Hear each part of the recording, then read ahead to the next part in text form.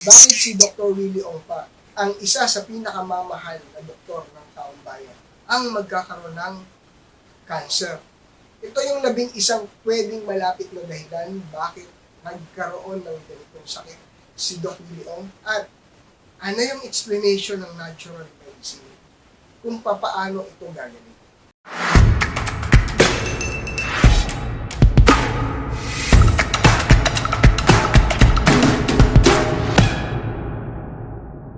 Doc Nan, Holistic Medicine, Health Coach Doctor. Wala isipan sa maraming natatakot na yung kilalang kilala at mahal nating doktor na si Willie Ong. Bakit siya pa yung tinamaan ng cancer? Siya yung nagtuturo sa kaligtasan, sa kalusugan.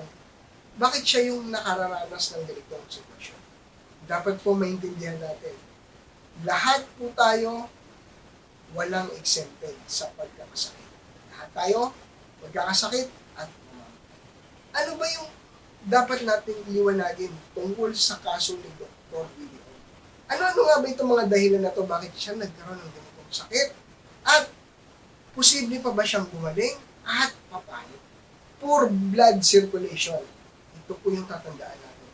Pag ito yung nakompromiso sa katawan natin, hindi na maging tama, maayos, normal yung sirkulasyon ng dugo. Dito na magkakaroon ng simula. Problema ang katawan natin. Ito yung 11 pwedeng malapit or kasama sa dahilan bakit nagkaroon ng sakit si Dr. Willie Ong at pwede rin itong maranasin ng kahit sino at yung mga posible po natin dapat at sundin kung paano gagaling ang isang taong may cancer. Huwag na nating puntahan pa yung malalalim na term. Doon na lang po tayo sa pinakamalapit na maiintindihan ng isang ordinaryong tao. Number 1, yung unang sinasabi ni Dr. Willie Ong mismo, yung stress. Malaking factor po ito. Dahil kapag stress tayo, yan pong brain, yan ang command ng buong katawan. So kapag stress ka, hindi na po magpa-function ng tama yung buong katawan natin. Kasi nga, yung pinaka nag-uutos, hindi niya na alam yung gagawin. Nandito na siya. Number 2, napaka-importante nito, yung diet. Tama ba yung sinusundan mong diet? Naayon ba at kailangan ba ng katawan? O yung kinakain mo, hindi nababagay sa katawan, especially masasarap. Karaniwan po sa mga tao, lalo na gumaganda yung buhay, wala na po tayong nagiging pakialam sa diet natin. Lagi natin iniisip na lang kadalasan kung ano yung masasarap. Doon sa mga masusustansya, hindi na tayo masyadong concern. Ang lagi natin iniisip kung saan at ano yung masasarap na pagkain. So, napaka-importante po ng diet natin. Dapat yung kailangan ng katawan natin at hindi yung hinahanap ng katawan. Number 3, hindi po dapat sa atin nawawala yung exercise. Sa panahon ngayon, manually. Dapat po talagang mag-effort tayo para mag-exercise. Hindi katulad noon, ang mga trabaho natin kasama ng exercise. Ngayon, halos hindi na tayo pinagpapawisan, hindi na gumagalaw, halos nasa aircon na lang. So, nakukompromiso talaga yung blood circulation dito. So, isa po yan, expect natin. Pag di na tayo nag-exercise, kung ano-ano na yung dadapo sa ating sakit, kasama na dyan ang cancer pwede.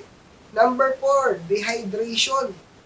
Hindi na tama yung tubig sa katawan natin. Hindi na nakakapag-circulate ng tama, lumalapot na yung dugo natin, natural lang, makukompromise yung supply ng nutrition ng buong katawan. Hindi na bibigay ng tama, so ito talaga yung pwedeng mangyari. At ayan po, no, lagi natin itinuturo. Kaya natin nilalagyan ng electrolytes yung tubig na naiinom natin. Particular yung rock salt, Himalayan salt. Para mahawakan ng tama ng katawan yung tubig. Para gumanda yung blood flow. At again, huwag po tayo matakot sa asin. Matakot tayo sa artificial na asin. Huwag sa natural na asin. Dahil yan po yung lilikha sa atin, ibinigay ng Panginoon, libu-libong taon na dapat lang naintindihan natin. At hindi tayo puro takot. Takot tayo sa artificial na asin na nilalagay sa tubig or sa pagkain natin. Dapat po yung tubig may electrolytes para gumanda yung blood flow. Kapag po yung mga tubig na iniinom natin, yung mga dead water na galing na lahat sa refilling station, Diyan na nagsisimula ang dehydration. Number 4, ang hirap isipin. Pero ito po yung katotohanan. May contribution po sa pagkakasakit, especially cancer, blood clot. Yung pong epekto sa atin ng bakulam, yung mga itinurok sa atin during pandemic. Tandaan po natin, may physical barrier yung katawan natin, may immune system tayo, binaypass po lahat yan, pumasok sa katawan natin. Sana mas malalim natin maintindihan na yung immune system kung pinalakas natin, kaya niyang labanan yung virus o yung pandemic. Kaso wala na po tayong magagawa. Face the consequences. Nalilinis naman po ng katawan natin yan yung mga foreign substance na tinurok sa atin. Pero, dapat maayos yung lifestyle natin. Ngayon, ang tanong, after ba ng bakulam na pinagtuturok sa atin, tama ba yung routine natin? Binabawi po ba natin sa exercise? Tamang mindset? Tamang diet? Para ma-detox ito sa katawan? Kung hindi, ayan na po yung consequence. Unti-unti na natin nakahalis. Kaya dumadami yung case ng mga sakit ngayon. Dapat po, gumawa tayo ng paraan habang buhay pa tayo, detoxification, para malinis yung mga bakulam na inurok sa atin. Number 6, baka hindi ka na sinisikatan ng araw na napaka-importante po ang vitamin D. Yan po ang nagpo-proseso ng mga vitamina, minerals ng ating katawan na kailangan ng katawan. Na hindi po dapat tayo na hindi naaarawan. Kung pwede po araw-araw nagpapa-araw tayo at huwag po tayong matakot sa araw kahit meron na tayong vitamin D supplement. Number 8, baka na-expose ka sa mga toxic chemicals, radiation, no? Pero hindi naman po lahat kasi nga po may tolerance yung katawan natin, marunong yan maglinis. Pero kung tama at healthy yung lifestyle mo, kahit na-expose ka pa sa mga yan, hindi ibig sabihin magkaka-cancer ka. So, dapat po, yung immune system natin, yung lifestyle pa rin, dapat yun yung priority natin. Na-expose ka man sa mga ganito, hindi ka basta-basta dadapuan ng sakit, particular yung cancer. Number 9, yung poor nutrition absorption. Paano po nangyayari yan? Kahit po marami pa tayong supplement na iniinom, marami pa tayong mga kinakain na mga lahat healthy, kung hindi natin nagagawa yung tamang routine pagkagising, yung proper hydration ng tubig, yung sleep natin, yung stress na yan, so dapat po contribution lahat yan para ma-absorb yung nutrition. Hindi po dapat nakafocus lang sa pagkain. Ito po yung number 10, yung sleep, napaka-importante. Baka nakakompromiso natin, na halos trabaho na lang tayo ng trabaho, hindi na natin binibigyan ng tamang oras yung katawan natin, masisira po talaga yan. Dapat po, priority natin yan, yung tulog ang natin ito compromise. Dahil isa yan sa magiging dahilan ng pagkakasakit mo. Hindi ka man magka-cancer, maraming pwedeng sirain sa katawan mo kapag kulang ka sa tulog. At yung pinaka-importante sa lahat, yung spiritual. Marami pong tama yung kinakain, tama lahat ng ginagawa. Pero ano po nangyayari? Nagkakasakit pa rin. Best example po dyan, yung mga Seventh-day Adventists. Tama po lahat ng kinakain nila. Yung ibang organic pa sila nagtatanim.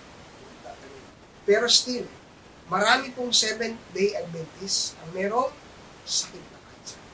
So, kailangan po natin maintindihan na mabuti man tayong tao o masama man tayo, susubukin po tayo ng Panginoon. Tandaan po natin yung kwento sa Bible, si Job. Napakabuti niya, napakamasunod siya. Pero sinubok pa rin siya ng Panginoon kung hanggang saan siya. So, ang ibig sabihin po dito, lahat po ng ginagawa natin, dapat nakasentro spiritual dahil susubukin po tayo, mabuti man tayo o masama. Pinag-uusapan dito yung faith po natin at loyalty.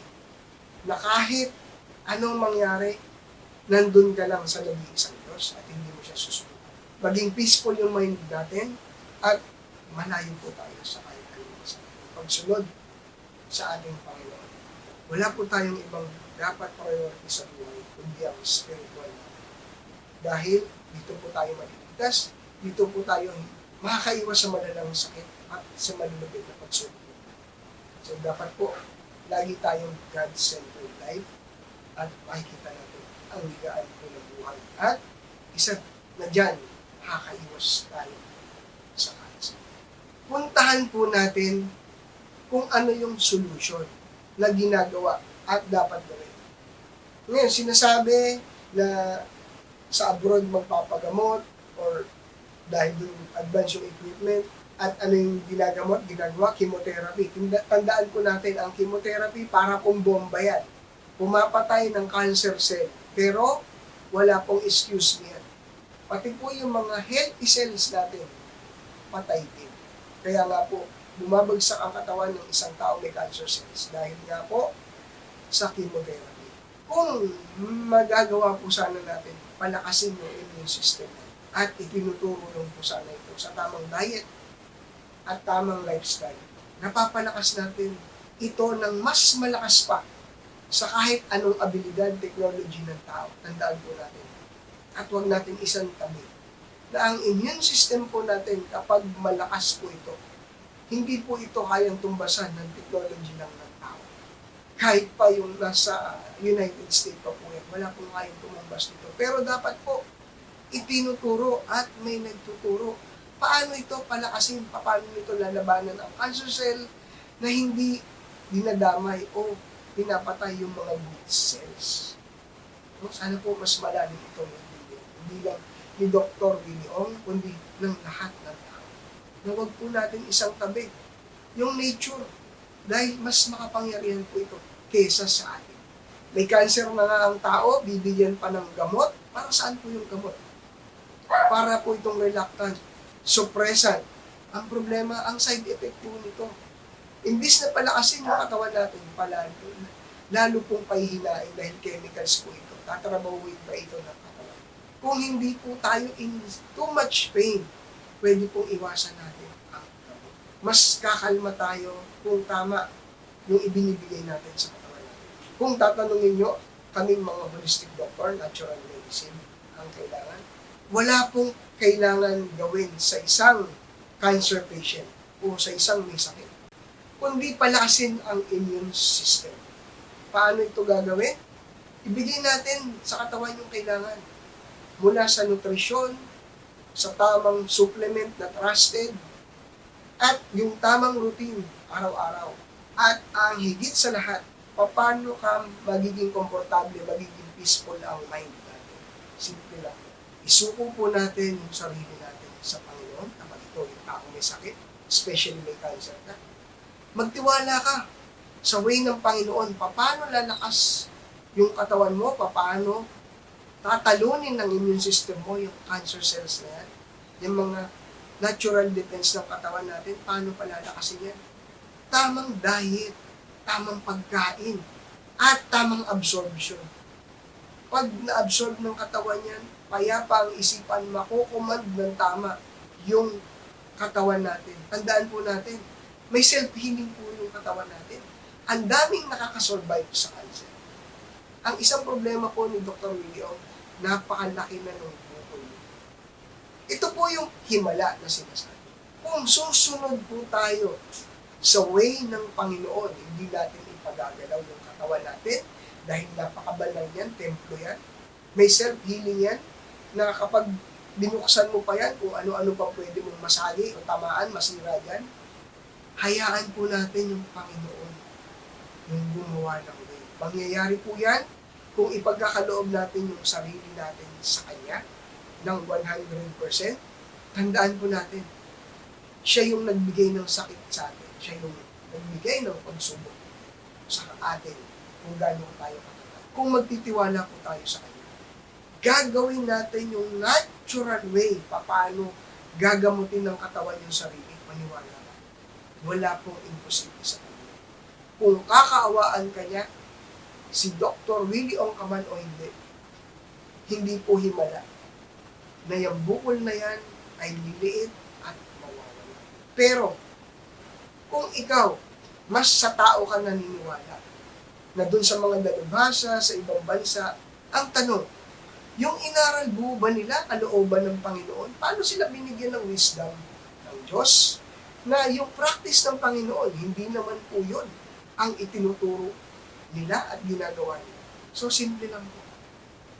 Ang gusto kong sabihin at ma-impart sa atin. Kaya po tayo nagkakasakit, meron po sa ating may sahe ang ating Panginoon.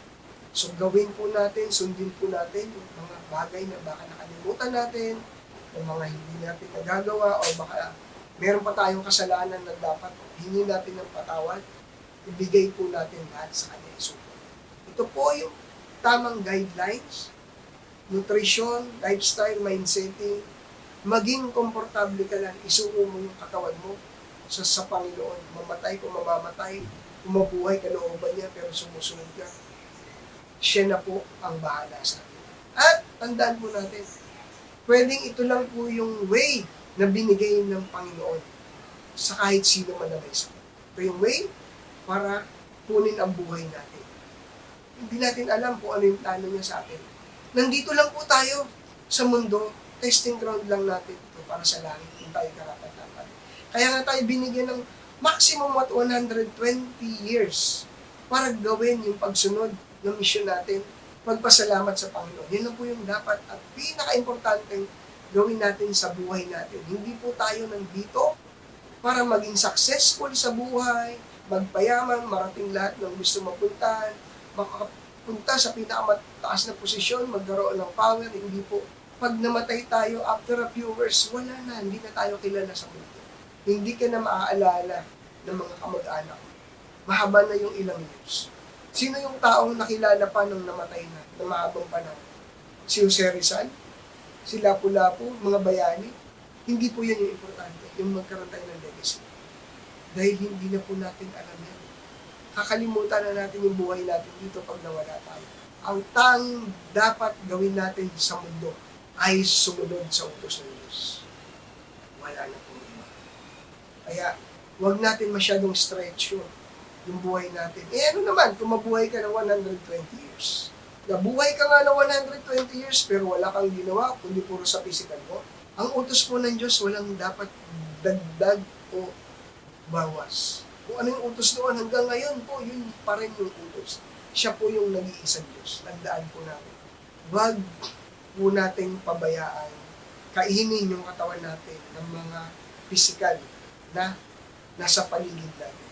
Noong unang panahon po, ang tao nabuhay lang na walang karangyaan lahat. Ang alam lang gawin, magpasalamat, magdasal, at sumunod. Ang tao po noon, pag nagkakasakit, saan lumalapit? Sa pari. Humihingi ng tawad sa Diyos dahil alam nila kaya sila may kasakit dahil nagkasala sila. Ngayon, pag nagkasakit ka, saan ka unang pumupunta? Sa tao agad, sa doktor. Ihuhuli natin yung Diyos kapag lumala pa ng lumala, wala nang nagagawa yung tao. Ito na po sana yung sapat at tamang oras para mamulat tayo, unahin po natin yung lumika. Sa lahat ng bagay, bago itong physical at kung ano-ano. Kung ano man yung binigay sa atin, magpasalamat. Maganda man o mabuti, at maging handa po tayo sa ating kamatayan. Kahit ano pa man yung paraan kung paano ito ulit sa atin. Nakita nyo? Kahit sino po, kahit ako, kahit mga doktor na napakagagaling sa kalusugan. Gagawa at gagawa ang Panginoon kung paano kanya kukunin at paano kanya susubukin. So, yun lang po yung aking masasabi na Panginoon po yung nagbigay sa atin ng lahat ng buhay at kukuha. Siya yung nagbigay. Kahit ng sakit na ito, siya rin yung magpapagaling sa atin. So, bigyan natin yung sarili sa kanya ng buhay. Kahit marami kang pera, mailigtas ka man, with peace of mind, at yung mission mo sa mundo, yun po yung important. So, nasa Diyos na po yung magpapasya. Kung tayo ay sumusunod. Sana po natin. Oops, bago ka mag-skip, para hindi maligaw o magkamali, sa tamang detoxification at tamang healthy lifestyle, join my health coaching program. Bakit mo kailangan mag-join sa health coaching membership? Marami tayong ginagawa, akala natin tama. Marami tayong healthy lifestyle, hindi naman pala healthy. Meron tayong mga ginagawang unhealthy, yung pala naman healthy.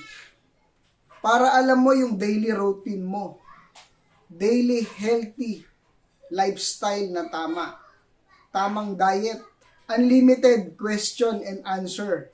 One-time membership payment lang ito.